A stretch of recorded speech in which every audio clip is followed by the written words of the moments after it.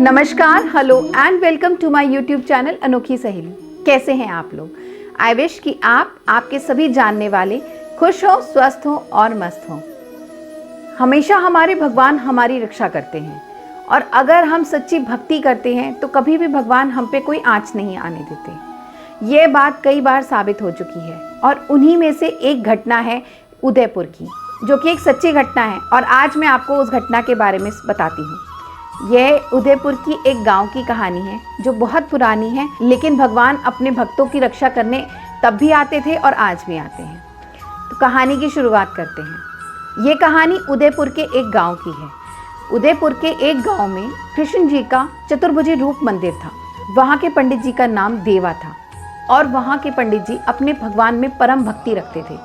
उन्हें अपने भगवान में बहुत आस्था थी।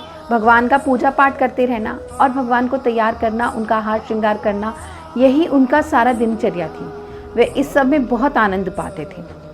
उनकी भक्ति में कभी भी कोई कमी नहीं आई थी। उस मंदिर का एक और नियम था। वहाँ के जो राणा जी थे वो उस मंदिर में नित नियम हाथ जोड़ने आते थे और जब भी वे उस मंदिर में हाथ जोड़ने आते थे तो पंडित जी भगवान के शिविगृह से उतरी हुई माला राणा जी को समर्पित कर देते थे। यह रोज का नियम था। एक दिन राणा जी को आने में कुछ विलंब हो गया। पंडित जी ने शिविगृह से माला उतारकर अपने निकट रख ली कि जब भी राणा जी आएंगे तो उन्हें पहना देंगे। काफ़ी देर इंतज़ार करा लेकिन राणा जी नहीं आए। पंडित जी को लगा कि शायद आज राणा जी नहीं आएंगे। उन्होंने सोचा कि क्या करूं, पट बंद करूं या राणा जी का इंतज़ार करूं। इसी सोच विचार में काफ़ी देर हो गई। पंडित जी ने सोचा कि भगवान के शयन का भी समय हो गया है तो इसलिए पट बंद करना ही उचित रहेगा।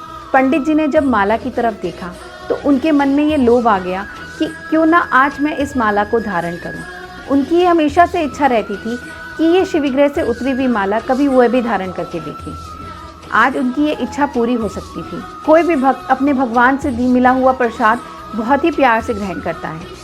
पंडित जी की इच्छा यही थी कि वह इस माला को ग्रहण करके उस आनंद की प्राप्ति करना चाहते थे। तो उन्होंने इस माला को अपने गले में ग्रहण कर लिया। जैसे ही पंडित जी मंदिर का पट बंद करने लगे तभी राणा जी का सैनिक दौड़ा दौड़ा आया कि पट मत बंद करिएगा पंडित जी, क्योंकि राणा जी आ रहे हैं। पंडित जी ने कहा अब तो पट बंद ही हो रहे हैं, राणा जी बाहर से दर्शन कर लेंगे। राणा जी को आते देख पंडित जी ने हड़बड़ाहट में जल्दी से वो माला उतार दी। राणा जी ने अपने सैनिक से कहा कि कोई बात नहीं, मंदिर से माला के रूप में प्रसाद तो मुझे मिल ही जाता है, इसलिए आज मैं बाहर से ही हाथ जोड़ लेता हूँ। पंडित जी ने वो माला राणा जी के गले में डाल दी। राणा जी की अचानक से नजर पड़ी कि उस माला में एक सफेद बाल है। उस बाल को देखकर राणा जी आश्चर्यचकित हो गए। उन्होंने कहा पंडित जी ये माला में सफेद बाल कैसा है? पंडित जी ने डर के मारे झूठ बोल दिया। उन्हें लगा अगर उन्होंने सच बताया तो कहीं उन्हें मृत्युदंड ना मिल जाए। ये सोचकर पंडित जी ने कहा कि मैं नहीं जानता।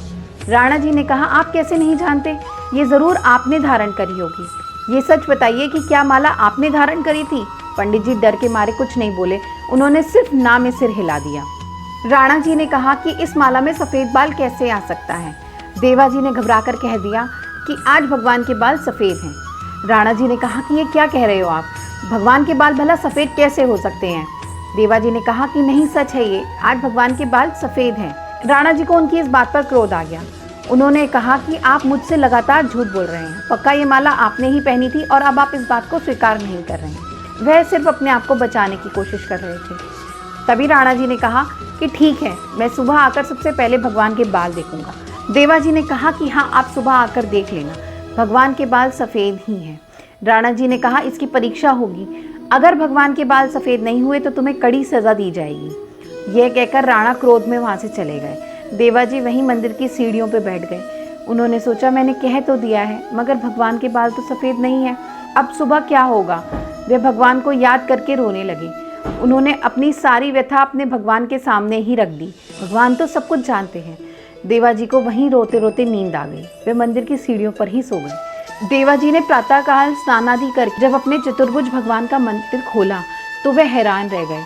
उन्होंने देखा कि जिन चतुर्भुज भगवान के बाल काले हुआ करते थे वे आज सफ़ेद थे। देवा जी की भक्ति से प्रसन्न होकर भगवान ने उन पर कृपा करी और अपने बालों को सफ़ेद कर लिया। भगवान के इस उदार रूप को देखकर देवा जी की आंखों से आंसू आने लगे। इतने में वहाँ पे राणा जी पहुँच गए। राणा जी ने आवाज़ लगाई कि देवा जी आप कहाँ हो? देवा जी ने कहा कि राणा जी मैं यहाँ मंदिर में हूँ।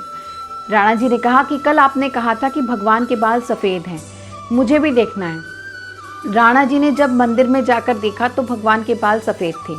राणा जी को विश्वास नहीं हुआ, उन्हें समझ नहीं आया कि ये कैसे हो सकता है।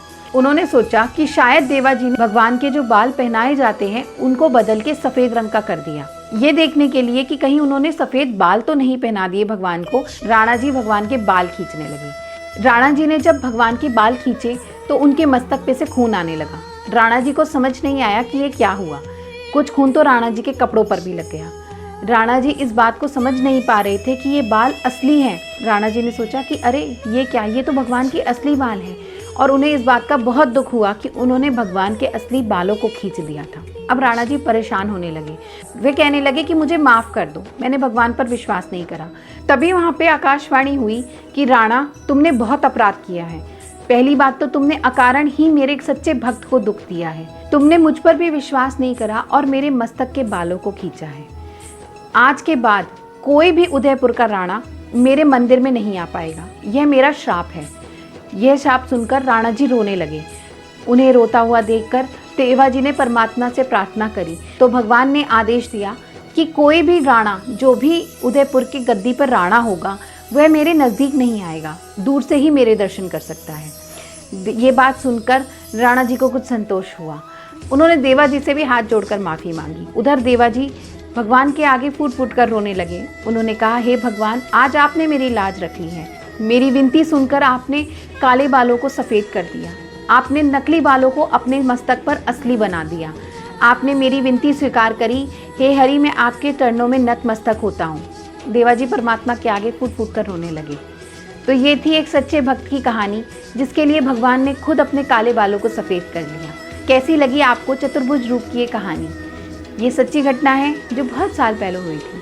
अगर आपको ये कहानी अच्छी लगी और आपके दिल को छुई हो तो प्लीज़ मेरे चैनल को सब्सक्राइब कीजिए, मेरे वीडियोस को लाइक कीजिए, अपने फ्रेंड्स एंड फैमिली के साथ मेरी स्टोरीज़ को शेयर कीजिए। मैं आपको इंस्टाग्राम पे भी मिलूँगी, मुझे आप इंस्टाग्राम पे फॉलो कर सकते हैं। मेरी आईडी है अनोखी सहेली के नाम से। तो मैं मिलती हूँ आपसे नेक्स्ट वीडियो में एक नई जानकारी और एक नई कहानी के साथ। तब तक के लिए नमस्कार।